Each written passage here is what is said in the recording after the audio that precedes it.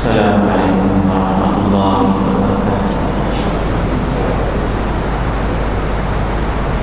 الحمد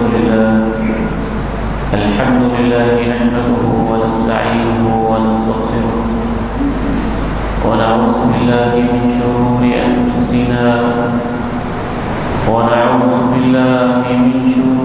أنفسنا ومن سيئات أعمالنا. أشهد أن لا إله إلا الله وحده لا شريك له وأشهد أن محمدا عبده ورسوله صلى الله عليه وعلى آله وصحبه وسلم.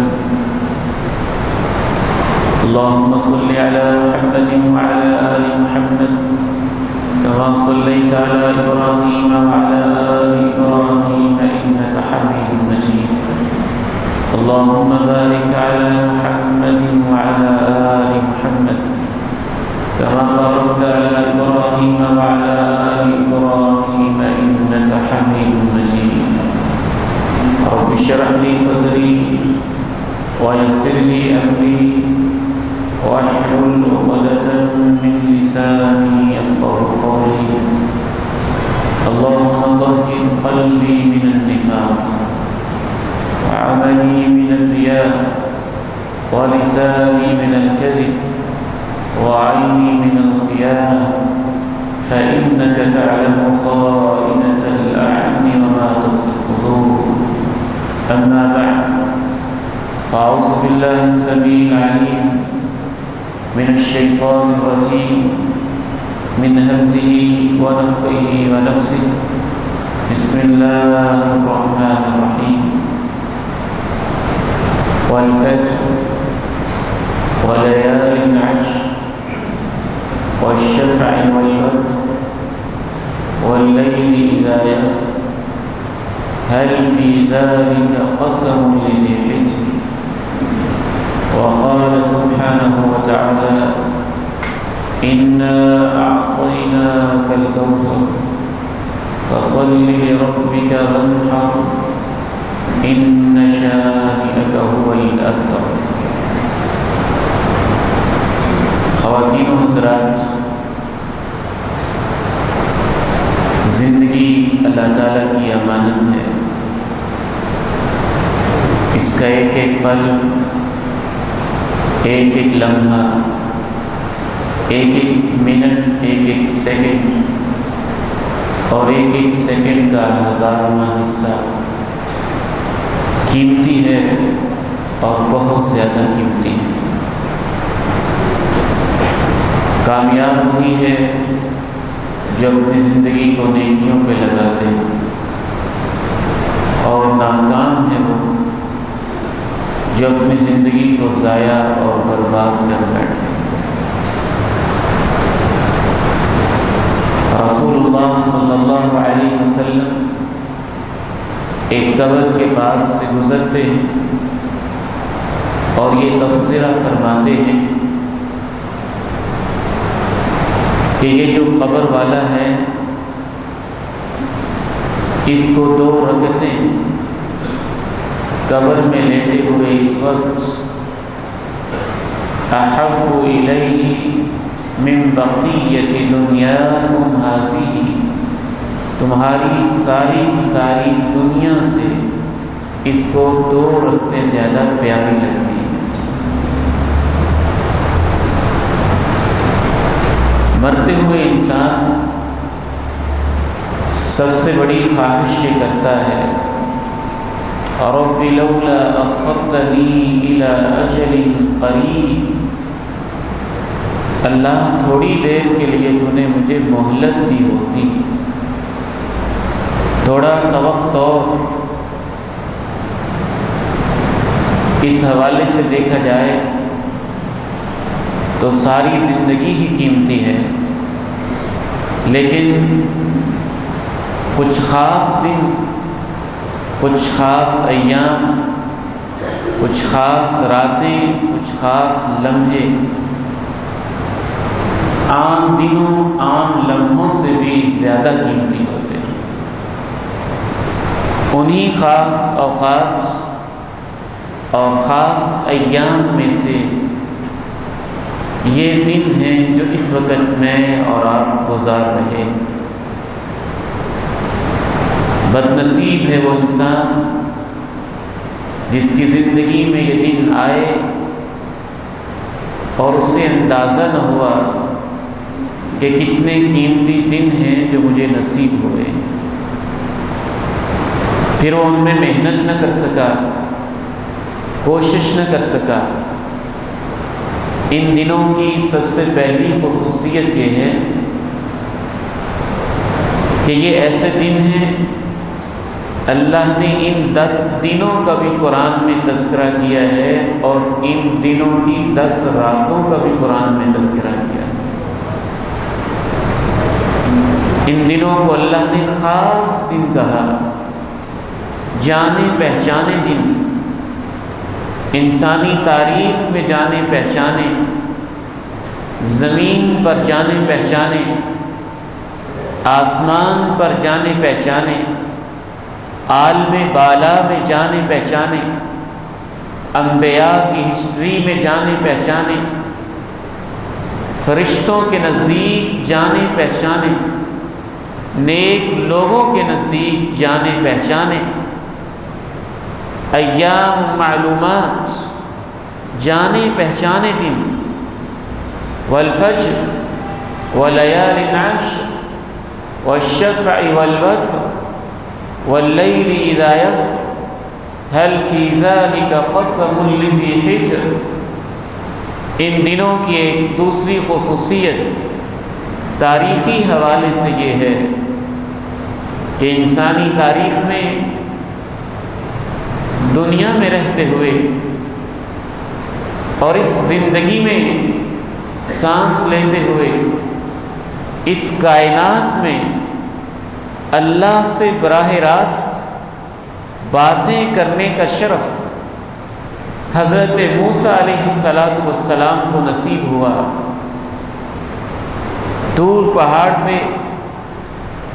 ایک بابرکت وادی میں تشریف لے جاتے ہیں، درخت کی اوٹ سے آواز آتی ہے، موسیٰ میں تیرا رب تجھ سے باتیں کر رہا ہوں، فاخلع نعلیک انک بالوادی المقدس طوی۔ اللہ رب العزت نے جن دنوں میں حضرت موسیٰ سے کوہ طور پہ ڈائریکٹ باتیں کی، درخت کے اندر سے جب آوازیں آئیں تو وہ انہی دنوں میں ہم کلامیوں کا انہیں شرف نصیب ہوا۔ ان دنوں کی خصوصیات بہت زیادہ ہیں، چونکہ آج کے خطبہ میں کچھ مسائل بھی آپ سے عرض کرنے ہیں، لہذا چند چیدہ باتیں کر کے ہم مسائل کی طرف آگے بڑھیں گے۔ آسمانوں میں اللہ نے جب قرآن کو اتارا تو شب قدر میں لوح محفوظ سے بیت العزہ میں آسمان دنیا پہ ایک رات میں، رمضان کی رات میں اتارا، لیکن جب اس زمین پہ اللہ نے آسمان کی بجائے زمین پہ قرآن کو اتارا اور اس زمین پہ قرآن کو مکمل کیا اور یہ آیت اتاری، کیا انداز ہے اس آیت کے، الیوم اکملت لکم دینکم، آج کے اس دن میں الیوم، آج کے خاص دن میں، الیوم، آج کے بابرکت دن میں، الیوم، آج کے تاریخی دن میں، الیوم، آج کے عظیم دن میں، اکملت لکم دینکم، میں نے تمہارا دین تمہارے لیے مکمل کر دیا ہے، وَأَتْمَمْتُ عَلَيْكُمْ نِعْمَتِي، آج کے اس دن میں نے اپنی نعمتیں تمام کر دی ہیں، وَرَضِيتُ لَكُمُ الْإِسْلَامَ دِينًا، میں نے اسلام کو بطور طرز زندگی تمہارے لیے پسند کر لیا ہے۔ یہ آیت بھی اللہ نے تاریخی آیت جب قرآن مجید میں اتاری تو یہی ذوالحج کا مہینہ تھا، عرفات کا میدان تھا، اور 9 تاریخ تھی اسی مہینے کی، عید سے ایک دن پہلے اللہ رب العزت نے یہ آیت مبارکہ اتاری۔ کبھی کبھی میرا دل کہتا ہے، میرا احساس کہتا ہے کہ 9 تاریخ کو یہ آیت اتری، آج میں نے تمہارا دین مکمل کر دیا ہے، قرآن مکمل کر دیا ہے، نعمتیں تمام کر دی ہیں، تو اس خوشی میں ہی ہم پھر 10 تاریخ کو عید مناتے ہیں۔ یہ بھی اس میں ایک پہلو، ایک فلسفی، ایک اس کا پس منظر پایا جاتا ہے۔ کبھی میرا احساس یوں کہتا ہے کہ عید الفطر رمضان کے روزوں کی خوشی میں، لیلۃ القدر کی خوشی میں، نزول قرآن کو ملنے کی خوشی میں ہے،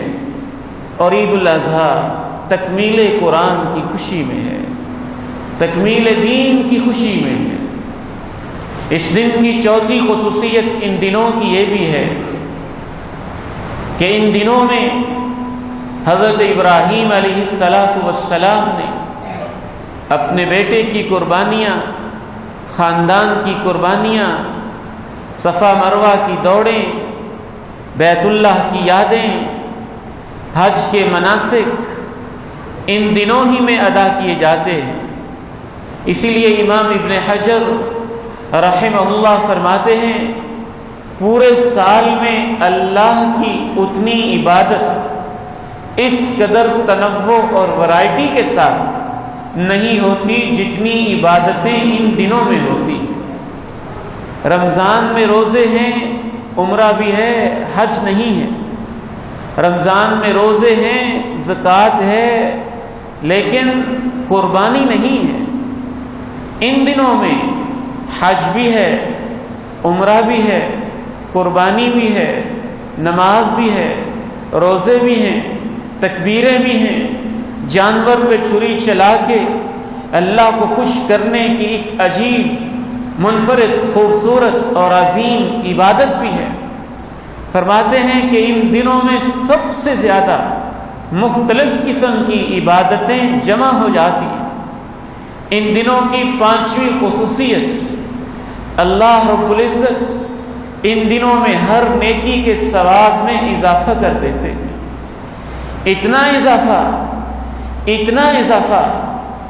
کبھی کبھی احساس یوں کہتا ہے کہ شاید رمضان کے دنوں میں بھی نیکیوں کے ثواب میں اتنا اضافہ نہیں ہوتا جتنا اضافہ ان دنوں میں ہوتا ہے، کیونکہ رسول اللہ صلی اللہ علیہ وسلم نے ارشاد فرمایا، افضل ایام الدنیا العشر، یعنی عشر ذی الحجہ، پوری دنیا میں سب سے افضل دن ذی الحجہ کے 10 دن ہیں۔ پھر آپ نے صحیح بخاری میں ارشاد فرمایا، ما من ایام العمل الصالح فیہا احب الی اللہ عز وجل من هذه العشر، کسی دن میں بھی نیکی اللہ کو اتنی پیاری اور محبوب نہیں ہوتی جتنی ان دنوں میں ہوتی ہے۔ صحابہ نے پوچھا، راہ جہاد والے جو دن ہوتے ہیں ان دنوں میں نیکیاں اللہ کو بڑی پیاری لگتی ہیں، تو کیا ان دنوں کی نیکیاں، جہاد کی نیکیاں بھی ان کا مقابلہ نہیں کر سکتی؟ فرمایا نہیں کر سکتی۔ حالانکہ جہاد کے دنوں میں جو نماز پڑھی جاتی ہے، جو سرحدوں پہ پہرا دیا جاتا ہے، جو جان کے لالے پڑے ہوتے ہیں، جو تلواروں کے سائے میں پڑی ہوئی نمازیں اور سجدے ہوتے ہیں، یہ اللہ کو اتنے پیارے لگتے ہیں کہ اگر ایک شخص گھر میں 70 سال نماز پڑھے اور میدان جہاد میں ایک دفعہ اللہ کی راہ میں پہرے دے کھڑے ہو، وہاں جو اپنی جان کو نچھاور کرنے کے جذبے سے وہ وقت گزارتا ہے، وہ وقت گھر کی 70 سال کی عبادت سے اللہ کو زیادہ پیارا لگتا ہے۔ لیکن یہ دن اتنی فضیلت والے ہیں کہ ان دنوں میں جو نیکی ہے وہ راہ جہاد کے دنوں میں کی ہوئی نیکی سے بھی زیادہ پیاری لگتی ہے۔ صحابہ نے پوچھا جہاد کی راہوں میں نیکی وہ بھی ان دنوں کی نیکی کا مقابلہ نہیں کر سکتی؟ فرمایا نہیں کر سکتی۔ الا رجل خرج بنفسه وماله فلم يرجع من ذلك بشيء، ہاں جو جہاد میں نکلا اور وہ شہید ہو گیا، اس کی نیکی کے تو کیا ہی کہنے، شہادت والی عظمت اس کے تو کیا ہی کہنے، لیکن اگر کسی مجاہد کو شہادت نہیں ملی ہے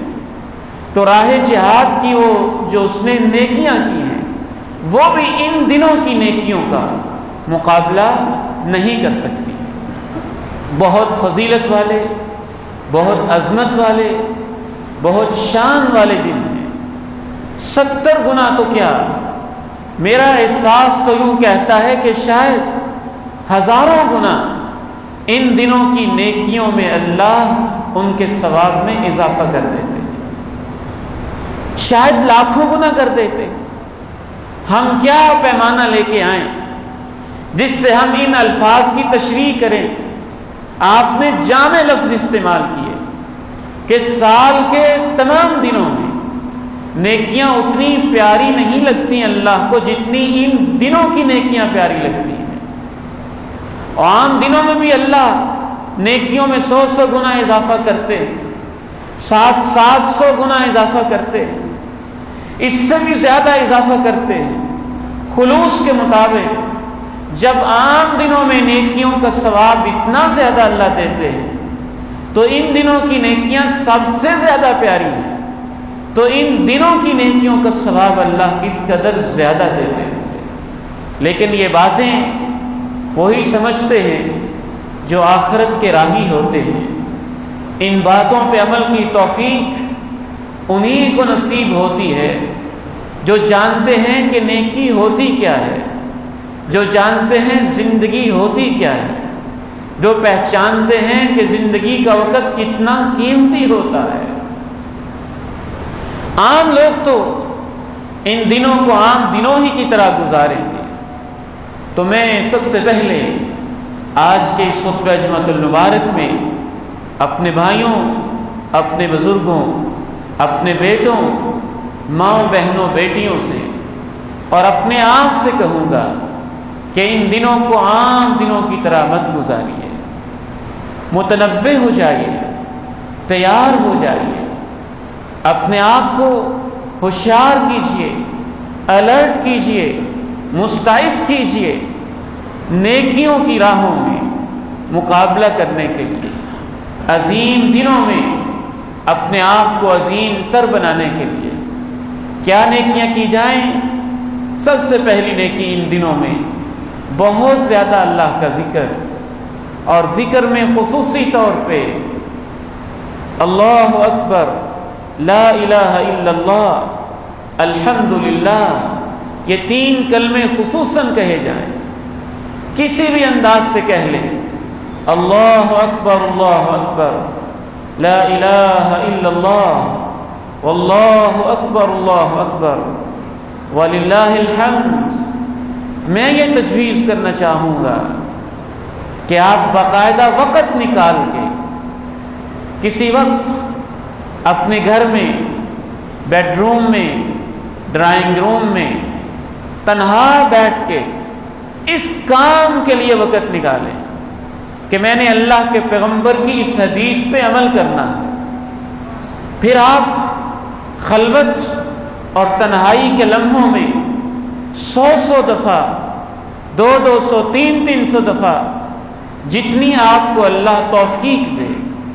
جتنا آپ کے پاس وقت ہو، یہ پڑھ کے دیکھیں دل کی گہرائیوں سے، اللہ اکبر، اللہ اکبر، اللہ اکبر، لا الہ الا اللہ، واللہ اکبر، اللہ اکبر، وللہ الحمد۔ اللہ تو سب سے بڑا، اللہ تو سب سے بڑا، اللہ تو سب سے بڑا، میں چھوٹا، میری انا چھوٹی، میرا من چھوٹا، میرا دل چھوٹا، میرے ارادے چھوٹے، میرا وجود چھوٹا، میں کیا چیز؟ اللہ اکبر، اللہ اکبر، اللہ اکبر۔ مجھے افسوس ہوتا ہے کہ ہم توحید کے معنی کو بڑا چھوٹا کر کے سمجھتے ہیں، اپنے آپ کو بڑا موحد سمجھتے ہیں، بڑا توحید والا سمجھتے ہیں۔ توحید کا یہ پیغام بھی ہے کہ اللہ کو اتنا بڑا سمجھا جائے، اتنا عظیم سمجھا جائے کہ انسان کی اپنی میں مر ہی جائے، انسان کا اپنا من وہ اس کے کوئی اوقات، کوئی حیثیت دینے کے لیے تیار ہی نہ ہو، کسی سے معافی مانگنا، معذرت کرنا اس کے لیے مسئلہ ہی نہ رہے۔ جب یہ اللہ کی خاطر ہو، سچے معنی میں اگر اللہ اکبر سمجھ میں آ جائے تو سب کچھ ٹھیک ہو جائے۔ اللہ اکبر اگر میاں بیوی کو سمجھ آ جائے،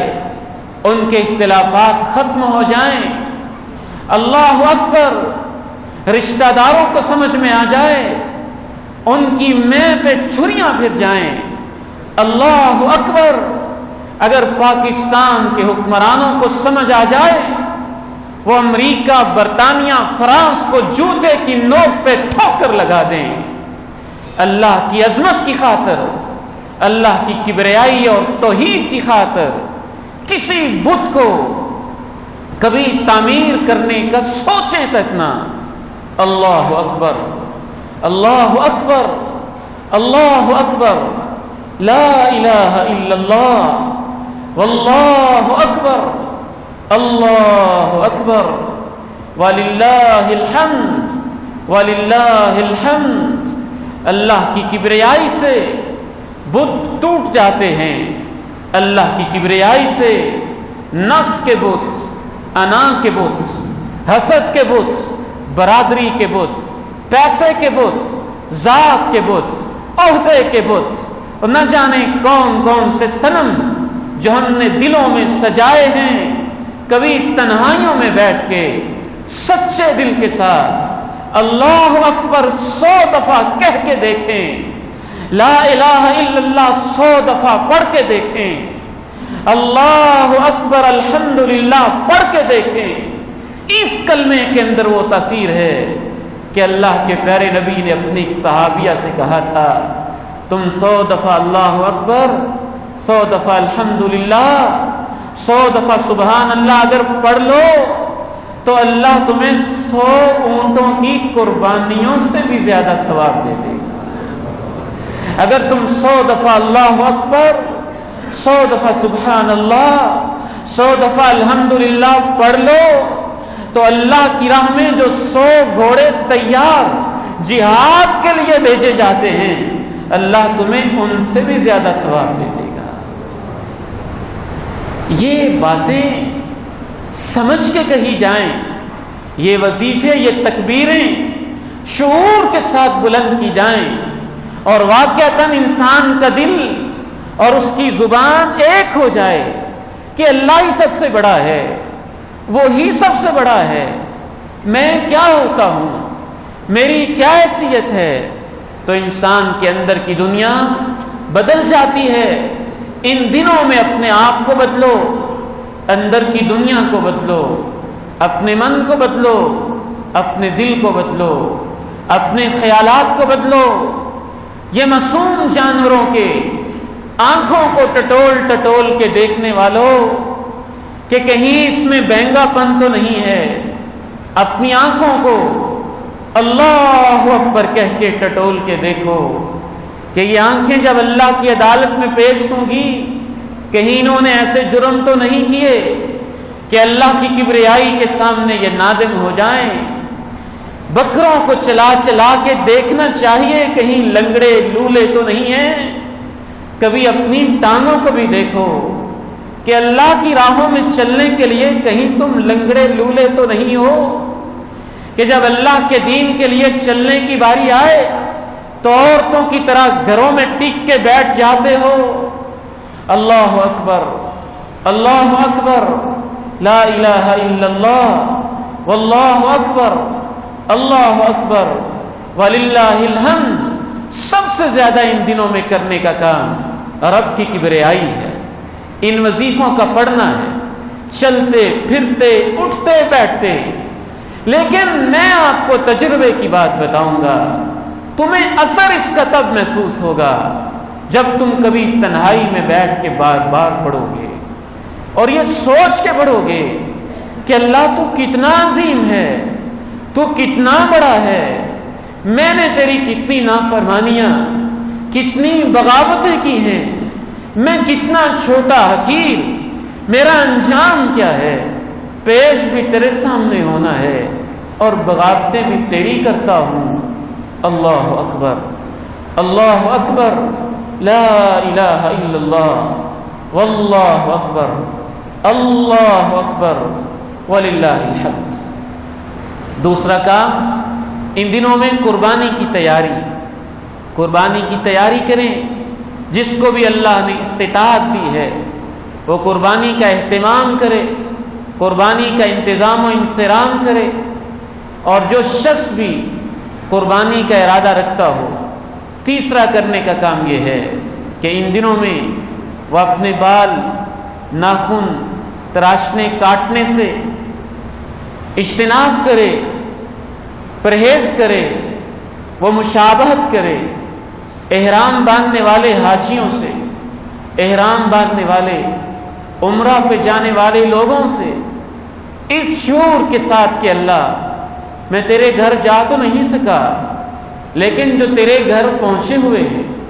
ان جیسا بننے کی کوشش تو کر رہا ہوں، جو حالت احرام میں ان پہ پابندیاں ہیں وہ میں اپنے اوپر عائد تو کر رہا ہوں۔ ان دنوں میں کرنے کا چوتھا کام یہ ہے، روزوں کا اہتمام کریں، پورے 9 دنوں کے روزے رکھیں۔ 9 دنوں کے روزے نہ رکھ سکیں تو کم از کم عید سے ایک دن پہلے جو 9 تاریخ ہے اس 9 تاریخ کا روزہ رکھیں، یعنی آئندہ جو جمعہ آ رہا ہے اس جمعے کا روزہ رکھیں۔ بہتر ہے 7 جمعرات کا رکھ لیں، نہیں رکھ سکتے 9 پورے رکھیں، 2 رکھ لیں، 3 رکھ لیں، گنجائش نہیں، استطاعت ہمت نہیں ہے، کم از کم 1 روزہ رکھ لیں عید سے ایک دن پہلے۔ اللہ کے پیارے نبی علیہ السلام نے ارشاد فرمایا، جو یوم عرفہ کا روزہ ہے یکفر السنۃ الماضیۃ والباقیہ، اتنا پیارا ہے کہ اللہ اس سے گزشتہ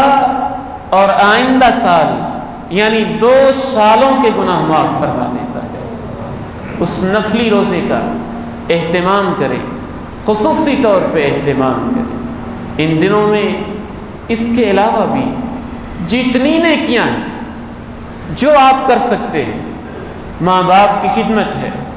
صلہ رحمی ہے، ہمدردی ہے، خیرخواہی ہے، محبتیں بانٹنا ہے، تیمارداری ہے، عیادت ہے، جو بھی نیکی آپ کر سکتے ہیں، یتیموں کی خبر گیری ہے، بیواؤں سے ہمدردی ہے، مظلوموں کے خیرخواہی ہے، ان کا دست و بازو بننا ہے، اور اس کے علاوہ روحانی عبادات، نماز، اذکار، قرآن مجید کی تلاوت، قیام، اللہ کو یاد کرنا، استغفار، توبہ، ہر نیکی کے ثواب میں اضافہ ہو چکا ہے۔ سال کا افضل ترین پیکج، بعض حوالوں سے رمضان سے بھی زیادہ قیمتی پیکج شروع ہو چکا ہے، جاری ہو چکا ہے، اور یہ عید والے دن تک جاری و ساری ہے۔ جس قدر زیادہ نیکیاں آپ کر سکتے ہیں نیکیاں کمائیں، مجھے اور آپ کو نیکیوں کی بہت زیادہ ضرورت ہے، اس قدر زیادہ ضرورت ہے جس طرح سمجھدار بچے امتحان میں ایک ایک نمبر کو مس نہیں ہونے دیتے کہ شاید اسی نمبر سے میری قسمت بدل جائے، اسی طرح سمجھدار اللہ کے بندے کسی نیکی کے موقع کو اپنے ہاتھ سے ضائع نہیں جانے دیتے۔ اللہ تعالیٰ سے دعا ہے مجھے اور آپ کو عمل کی توفیق نصیب فرمائے۔ وآخر دعوانا الحمدللہ۔